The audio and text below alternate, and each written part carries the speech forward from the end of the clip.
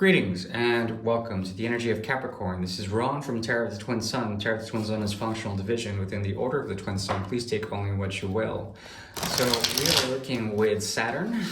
We just came from Venus. We're moving into the 10th house of karma, of work, of accruing certain things, of career, of also collective karma. Through the energy of Saturn, there's an ability to see structural resonances, and we're going to be working with karma. The first part of the reading to see what Capricorn is dealing with in the month of October 2023 for karma. And then we'll look into the Great Mirror, and I'll go ahead and be using the Royal Fez Moroccan Tarot deck for that particular reading. But first off, let's get started with karma.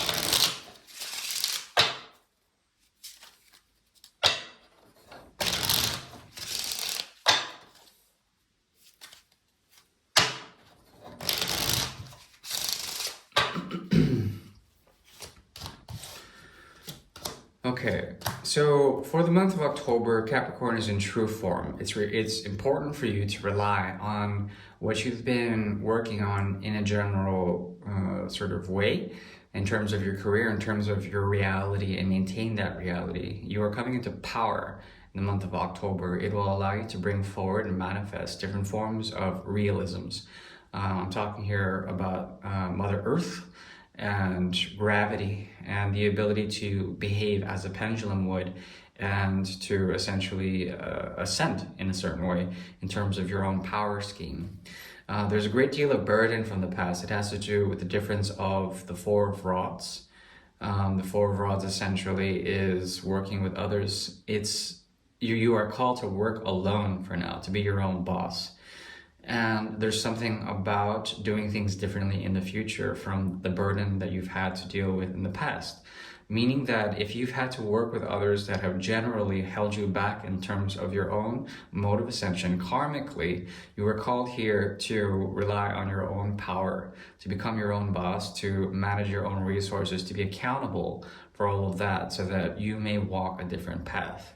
This speaks of, well, the Lion's Gate for one thing, that happened in August, and the maturation of that process. This has to do with an unveiling of a path that is different or that has not been perceived by others before. Your call to self-power will lead you to what? The Seven of Rods. A choice here that goes against common sense.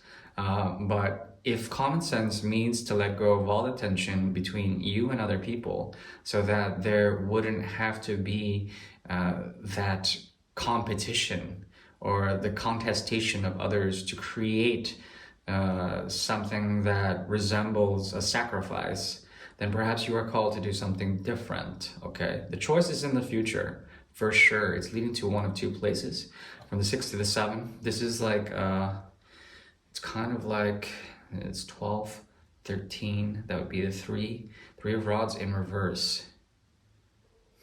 Interesting. Don't expect to be gifted when it comes to this. You will do things out of impulse in order to rise to this type of power. The reality that you are given may feel like a burden when it comes to your karmic calling for the month of October. And it's important to know that there are choices here that involve letting go of cooperating with others and to truly going into your heart's heart, and to changing that, to changing hearts. to changing passions, to switching fires, modes of fire. Okay. Now, let's go into the Great Mirror. The Great Mirror is a 9-card spread devised by the Order of the Twin Sun to see particular karmic resonances that may be affecting you and a particular individual. The situation with this individual may vary from person to person. I'll do my best to use the esoteric keys to figure out through the technology of the Great Mirror to see what you guys are dealing with in terms of projections, okay? Projections, reflections, redirections, and absorptions, we'll call it that. Basically, you can take what you will of this segment. It's 10, 4, 4, I think.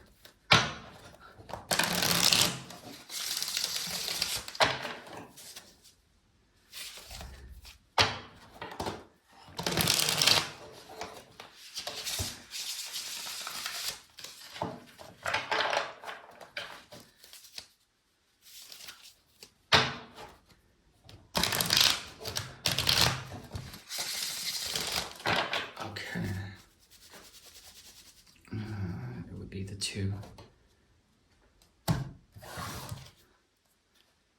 Sun in reverse. 10 of rods in reverse. Interesting.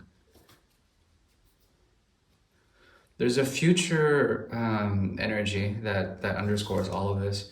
It speaks about letting go of a burden. It has to do with the hidden sun, the dark sun. And the dark sun is basically the sun on the opposite part of the equatorial, the hidden sun.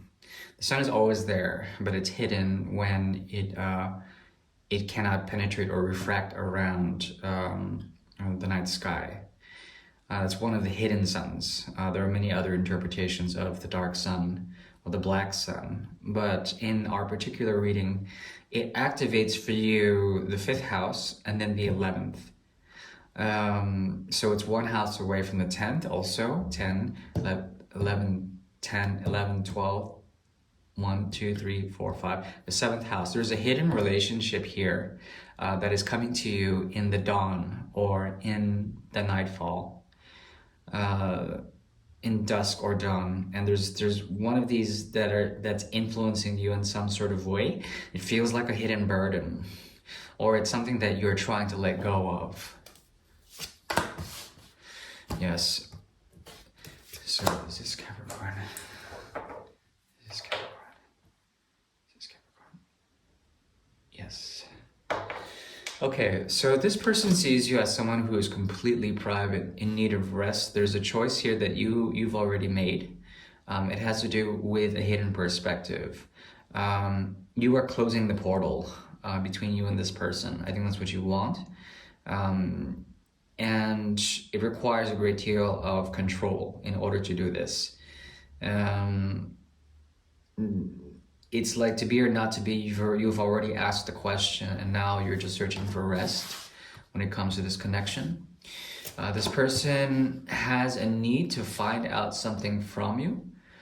They're willing to trade something in order to gain something, to give, to receive. And there's something about them that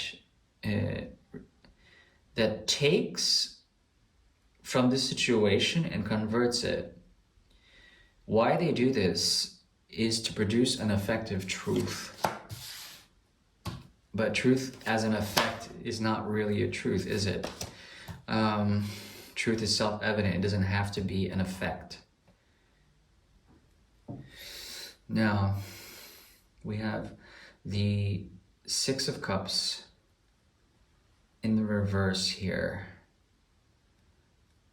Okay, you are called to this person in a hidden way, and it doesn't give you a sense of peace. This person, you're trying to find peace consciously, and this has to do with the offerings that this person has made to you, or they're trying to make to you.